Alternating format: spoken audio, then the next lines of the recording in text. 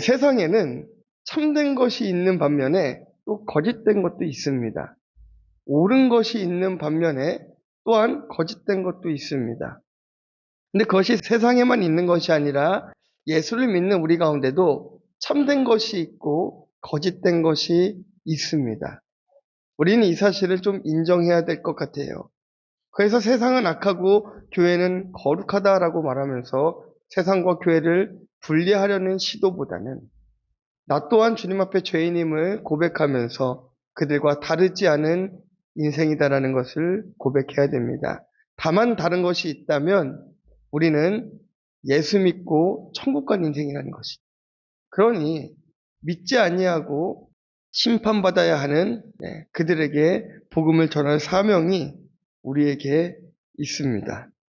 1620년에 영국의 청교도들이 메이플라워를 타고 이 망망대해를 건너서 신대륙에 도착을 했어요. 그래서 이게 정착한 것이 바로 미국의 역사의 시작입니다. 영국의 기독교는 이렇게 청교도들이 떠난 이후에 쇠퇴하기 시작했습니다. 웨스트민스터 사원 같은 아주 거대한 교회들도 지금은 관광지 정도의 역할을 할 뿐이지 그 안에서 예배를 드리는 인원은 아주 극히 소수에 불과하죠. 또 몇 년 전에는요, 성공회에서 동성애자 주교를 임명해서 아주 큰 논란이 있었어요. 그러다 보니까 그나마도 교인 수가 조금 있고 복음적이었던 성공회 교회들은 성공회를 탈퇴하게 됐고 성공회 민형화라는 상상하지도 못할 대안까지 제시된 적이 있었습니다. 영국뿐만이 아니고 유럽의 교회들 역시 마찬가지입니다. 교회가 문을 닫고 다른 용도로 사용이 되기도 하고요. 심지어는 교회가 클럽으로 변하기도 하는 그런 안타까운 일들이 일어나고 있습니다. 영적으로 혼탁한 이 시대는 참과 거짓을 분별하는 것이 어려운 것 같아요. 그래서 요한복음 8장 44절에 보니까 이런 말씀을 하고 있습니다. 함께 보겠습니다. 시작. 너희는 너희 아비 마귀에게서 났으니 너희 아비의 욕심대로 너희도 행하고자 하느니라. 그는 처음부터 살인한 자요 진리가 그 속에 없으므로 진리에 서지 못하고 거짓을 말할 때마다 제 것으로 말하라니 이는 그가 거짓말쟁이요 거짓의 아비가 되었습니다. 아멘. 조금 기분이 나쁘실 수 있어요. 사람은 거짓의 아비에게서 난 근본적으로 거짓말쟁이다. 지금 이렇게 말하고 있습니다. 거짓과 이 거짓말은 마귀의 가장 중요한 사역 가운데 하나이죠.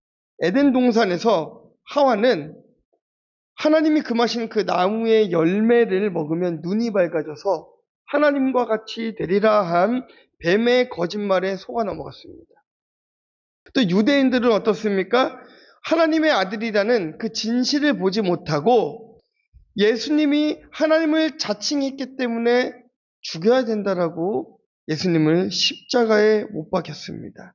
예수님이 하나님을 자칭했기 때문에 죽여야 한다는 그 거짓말에 선동되었던 것이에요.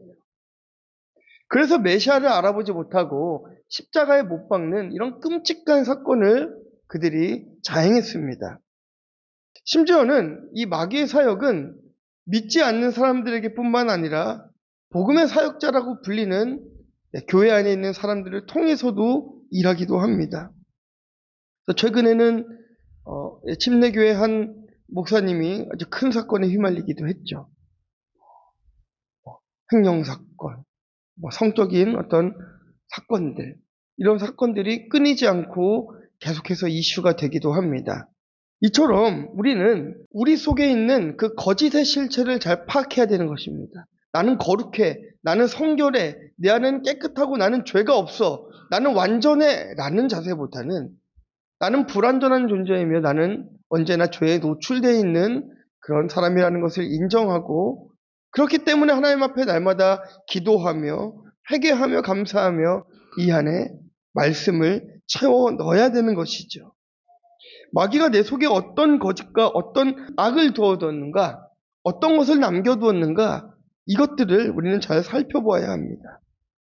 하나님의 자녀들이 이 거짓의 실체를 깨닫지 못하면 계속해서 마귀가 도구가 되어 마귀의 사역을 돕게 되기 때문인 것이죠. 이 오늘 본문의 말씀이 그렇습니다.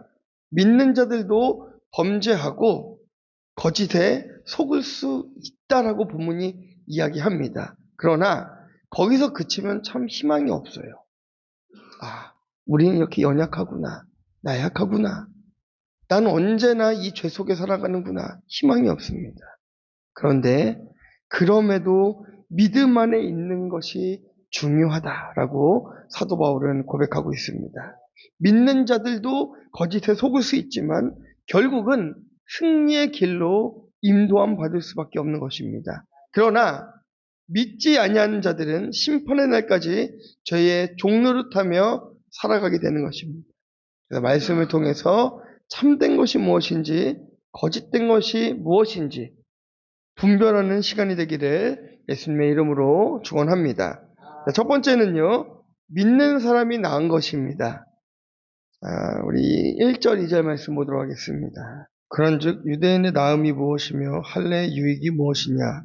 범사에 많으니 우선은 그들이 하나님의 말씀을 맡았음이니라.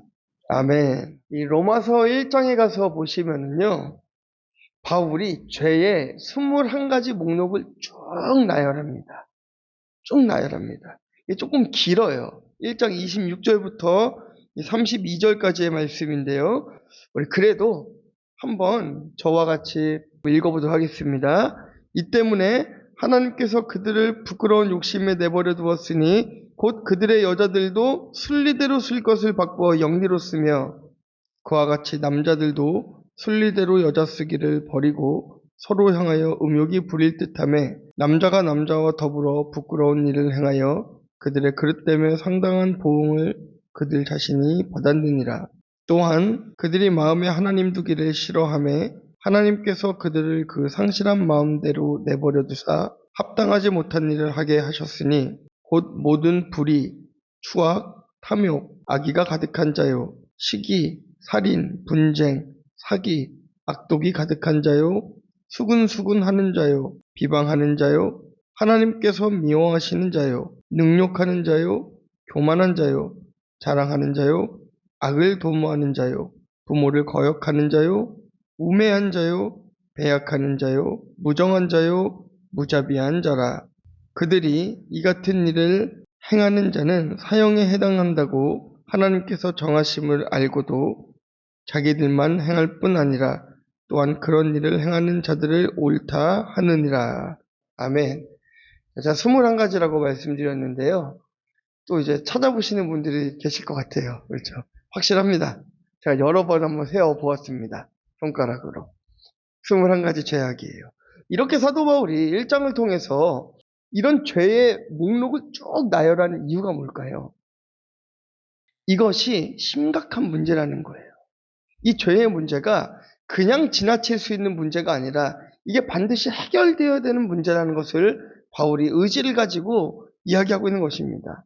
그리고 나서 이제 2장으로 넘어가면 모든 인간이 죄를 범했다라고 바울이 이야기하고 있어요. 믿음이 있다라고 하는 유대인들은 이 21가지 죄에 플러스 판단의 죄까지 범하게 됩니다. 그러므로 바울은 유대인들에게 묻는 거예요. 그렇다면 유대인들이 나은 것이 무엇이냐? 이 시대를 살아가는 우리들에게 묻는 것입니다. 그렇다면 믿음이 있다라고 말하는 너희들 그리스도인들이 세상보다 나은 것이 무엇이냐라고 바울이 물어보고 있는 것입니다. 이 21가지 죄악과 더하기 판단의 죄까지 범하고 있는 그리스도인들을 바라보면서 너희들 또한 다르지 않는 삶을 살고 있다는 것을 각인시켜주고 있다는 것입니다. 인간의 본질이 거짓말쟁이라고 했는데 예수님을 믿는 사람이 나은 게 있습니까? 우리가 믿는 사람으로서 속고 있는 거짓은 또한 없습니까? 유대인은 하나님께 선택받았다라고 하는 이 선민의식에 젖어 있었습니다. 그래서 선민의 책임은 강조하지 않고 특권만 부르짖었기 때문에 막상 회개하고 돌이켜야 될 시점이 되면 회개하는 것이 아니라 불평과 원망을 쏟아냈어요. 인간의 타락이 가져온 가장 큰 악영향이 있다면 저는 그것이 원망이 아닐까 생각합니다. 매사에 억울한 마음을 가지는 것이에요. 자, 우리가 잘 아는 이스라엘 백성들 한번 생각해 보시기 바랍니다. 400년 동안이나 애굽의 노예가 되었습니다. 그리고 하나님께서 하나님의 은혜로 그들을 구출하여 주셨어요. 출애굽시켜 주셨습니다. 그런데 이스라엘 백성들이 하나님께 뭐라고 합니까? 애굽에서 먹던 고기가 그립다고 원망하기 시작하는 거지. 나는 이제 구원받았으니까, 나는 이제 천국 갔으니까, 내 삶의 목적인 천국이니까 나는 행복해 라고 말하면서도 애굽에서 세상에서 잘 먹고 잘 살고 싶어서 불평을 막 쏟아내는 그 이스라엘의 모습, 그 유대인들의 모습, 그리고 지금의 우리들의 모습을 생각해 봐야 됩니다. 그러니까 이런 질문들을 자꾸 하는 거예요. 어떤 사람들은 내가 예수 믿어서 나아진 게 뭐가 있냐면서 불평을 막 쏟아내기도 합니다. 이처럼 예수님을 믿어도 하나 나아진 것이 없다고 불평하는 것, 그것이 바로 마귀의 관계에 우리가 놀아나는 것이에요.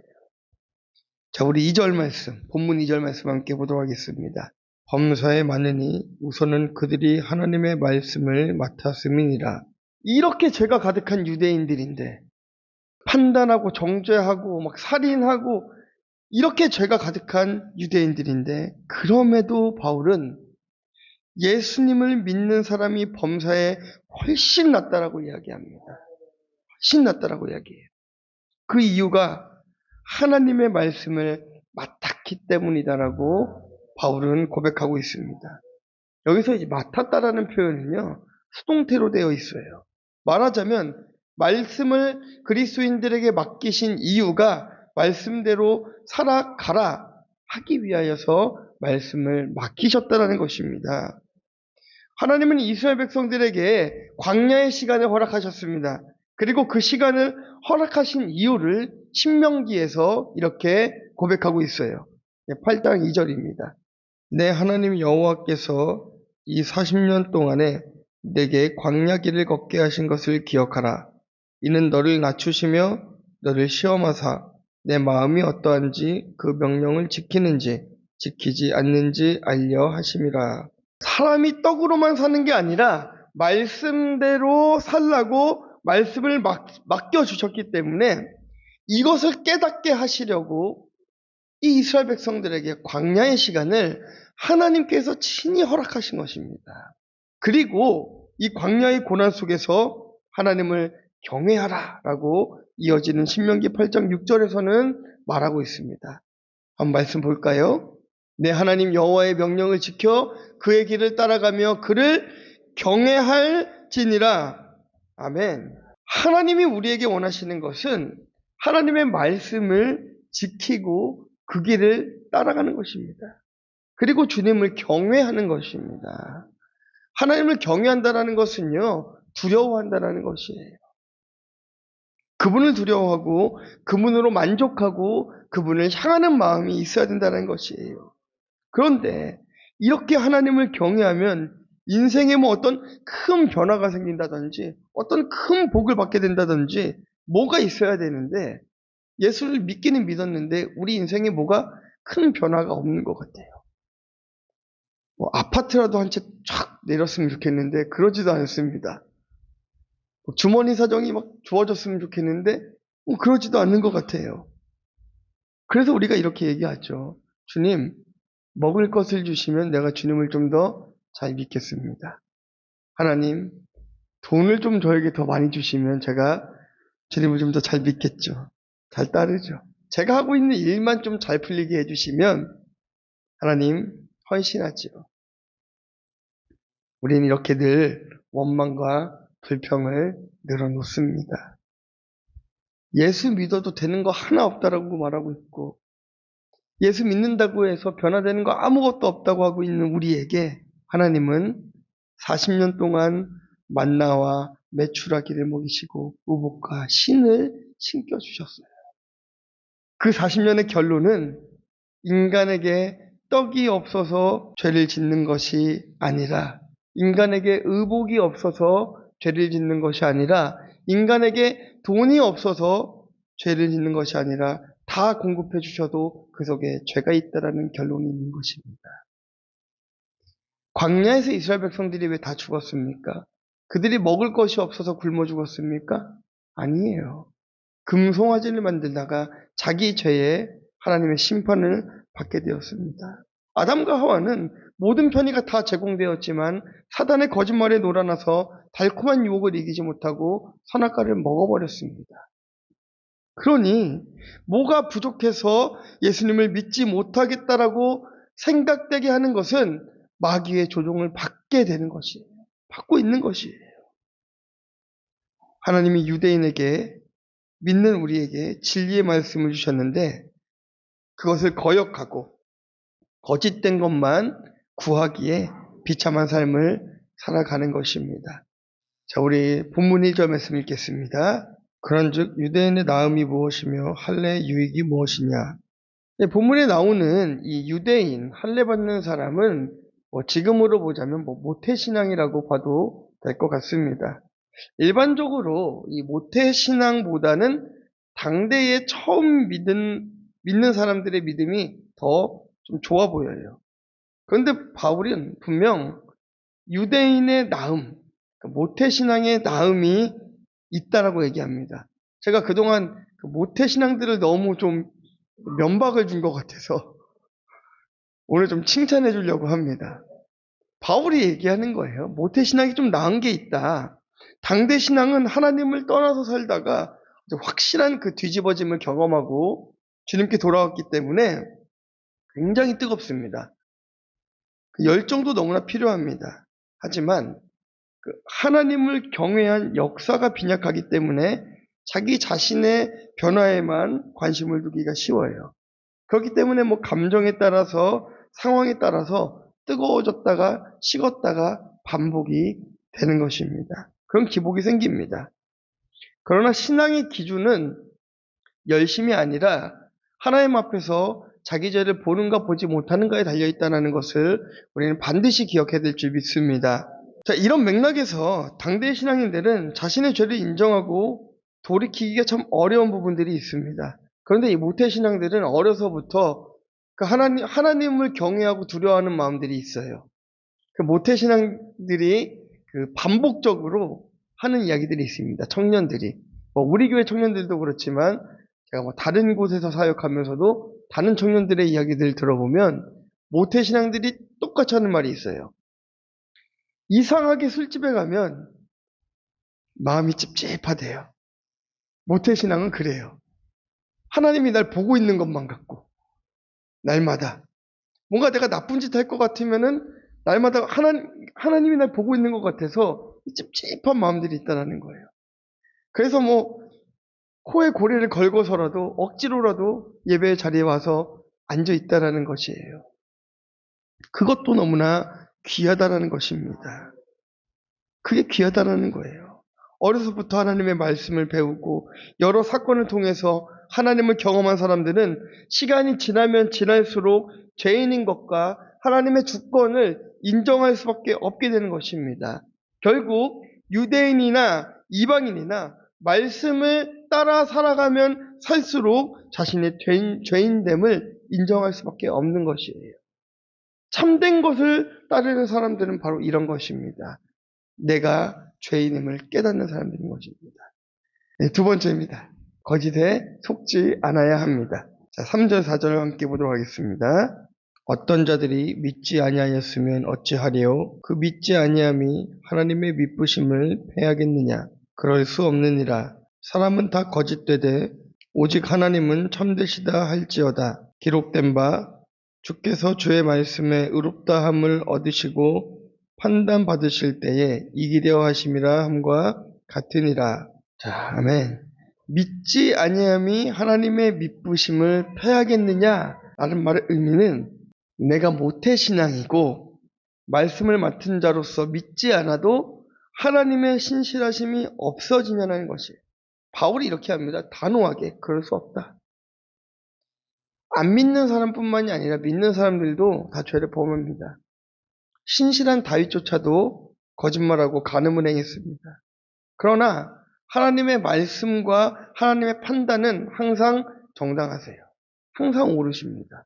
하나님은 누구에게도 판단받지 않으시고 항상 정확한 판단으로 승리하시는 분이십니다. 어떤 경우에도 하나님은 의로운 분이시고 참된 분이십니다. 내가 믿고 안 믿고에 따라서 하나님이 신실하고 신실하지 않고 이것이 판단되는 것이 아니라 하나님은 언제나 신실하신 분이에요. 하나님은 언제나 옳으신 분이에요.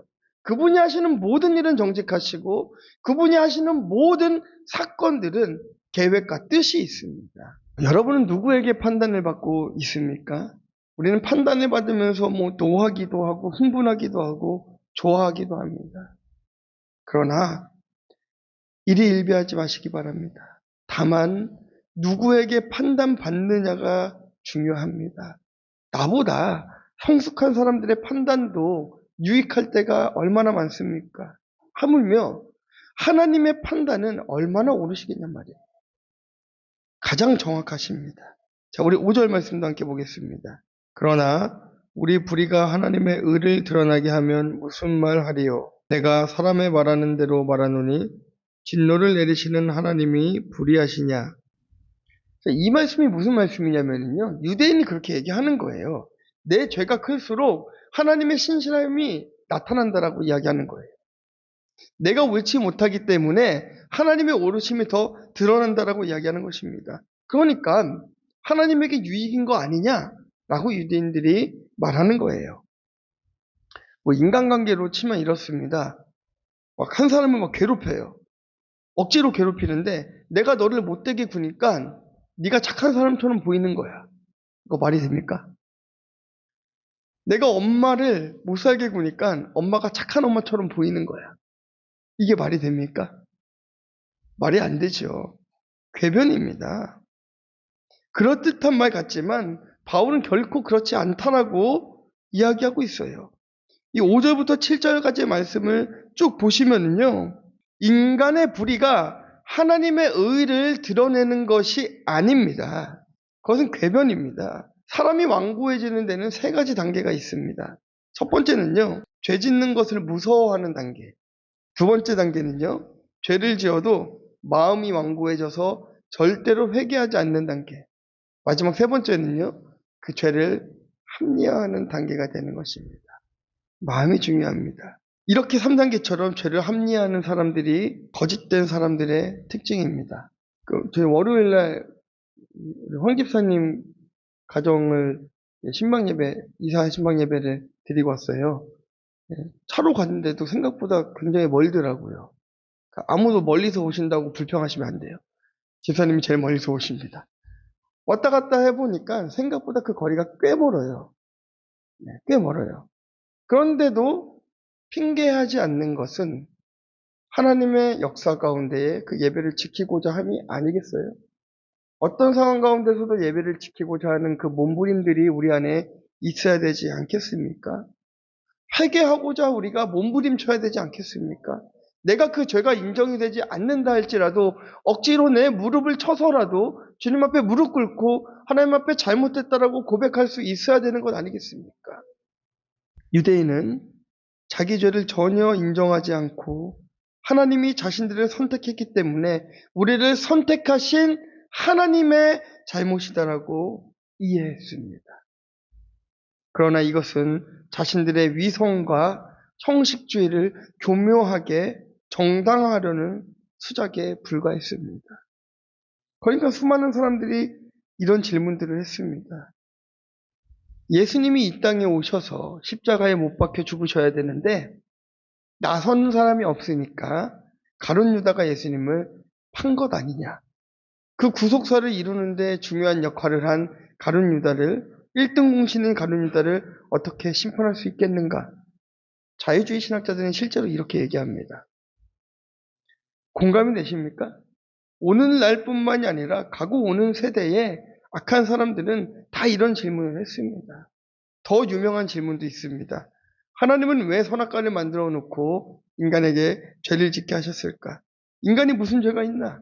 선악과를 만드신 하나님이 나쁜 것 아닌가? 하나님의 잘못 아닌가?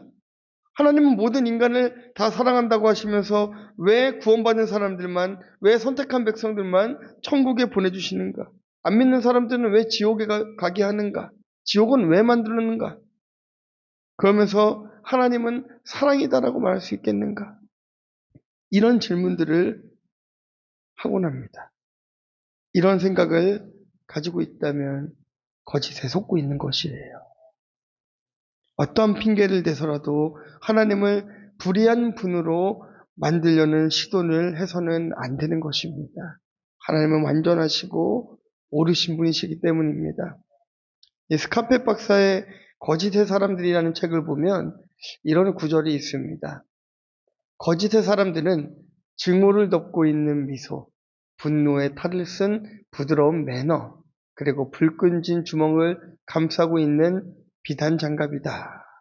이런 구절이 있습니다. 그래서 거짓을 분별하는 것은 너무나 어렵고 혹은 불가능하다라고까지 말하고 있습니다. 마귀는 속임수의 영이고 또한 자랑의 영입니다. 악이 있는 곳에는 언제나 거짓이 있습니다. 악은 언제나 거짓과 관계를 맺으며 살아가고 있어요. 마귀의 활동과 인간의 거짓은 분명 상관이 있다는 것을 깨달아야 됩니다. 그래서 성도가 성도를 사랑하지 못하도록 회방합니다. 서로를 상처를 주게 회방합니다. 그리고 그 상처를 이용해서 거짓의 사람으로 만들어버립니다.